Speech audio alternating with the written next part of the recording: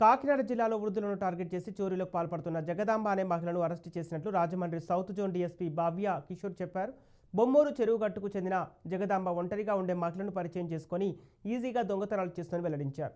వృద్ధులు తినే పదార్థాలలో మత్తుమందు కలిపి వారు స్పృహ కోల్పోయిన తర్వాత బంగారు నగదు చోరీ చేసేదని డీఎస్పీ తెలిపారు. గతంలో జగదాంబపై పలు కేసులున్నాయని 10 సార్లు జైలుకు కూడా వెళ్లి వచ్చిందని వివరించారు.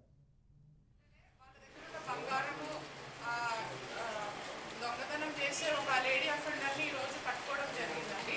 ఆవిడ పేరు వచ్చేసి నడిపల్లి సూర్యచంద్ర చక్ర జగదాంబ అలియాస్ బుజ్జి అంటారు. మా సొంతూరు వచ్చి కోనసీమ జిల్లా అంగర. 2 years నుంచి మనకి కొమ్మూరులో ఉంది.